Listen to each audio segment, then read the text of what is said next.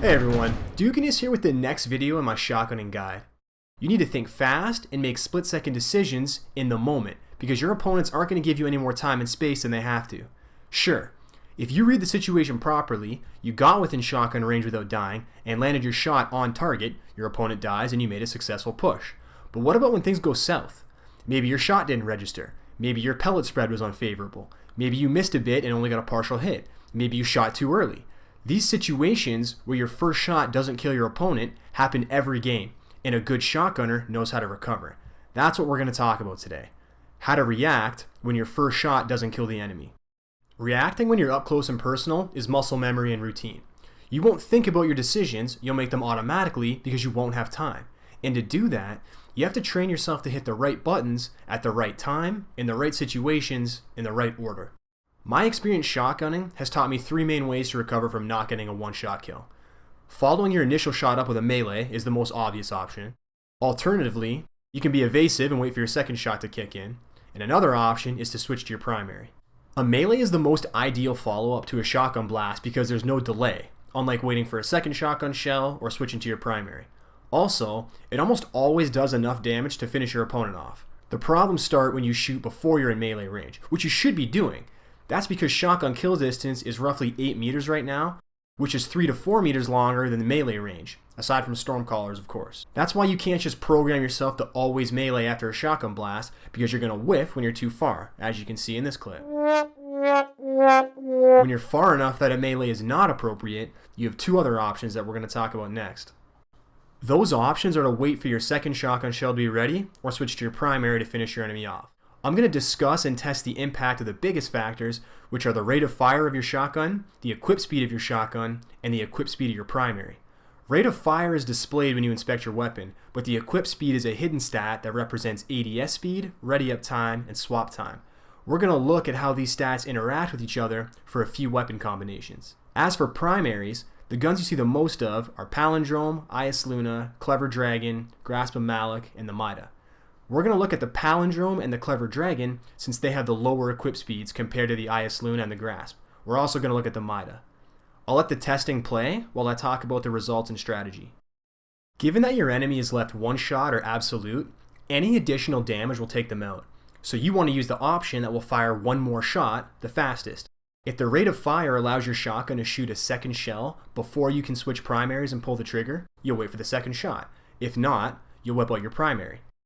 In every case I've shown, and will continue to show, for every combination of shotgun and primary in the current meta, switching to your primary is always faster than waiting for your second shot.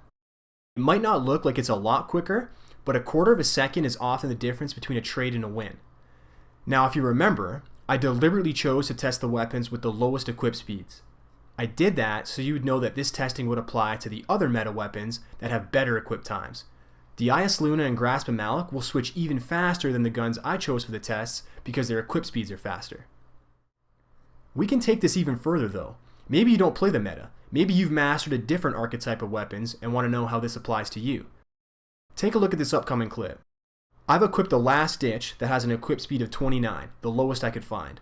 For my primary, I have the Ill Will hand cannon with an equip speed of 20, also the lowest I could find.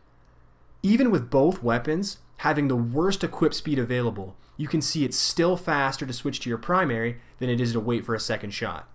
No matter what primary you have, no matter what shotgun you're using, if you leave an enemy with a sliver of health, you will kill them quicker by switching to your primary. Take a look at this comparison. As you can see, the IS Luna is able to fire just a little bit faster than the Palindrome after swapping. So maybe you can adjust to lower aim assist on the IS Luna, which will give you a faster swap time to finish off one-shot enemies.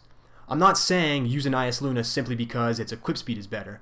I'm just saying you should consider that as a relevant factor. This concept applies to all primary weapons, whether you play the meta or not. There are also perks that factor into this discussion.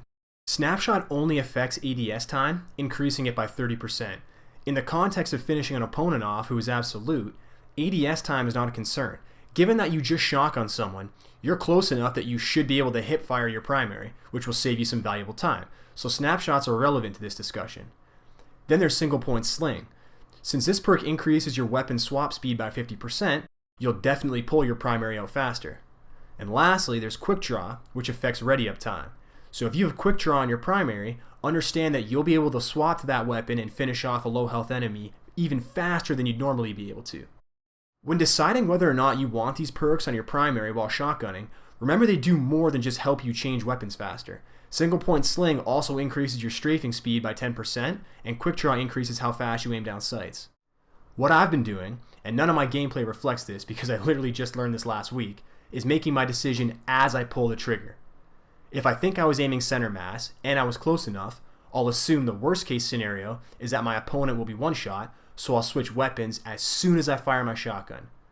The way I see it is, in most situations, I'll have my primary out faster to finish the kill. And, in some situations where I completely whiff and only take a small percentage of my enemy's health, yeah, I'll have my primary out when I would have preferred a second shot from my shotgun. But even in that situation, I'll still have a weapon ready faster. To me, that's worth implementing in my playstyle, and I've been doing that.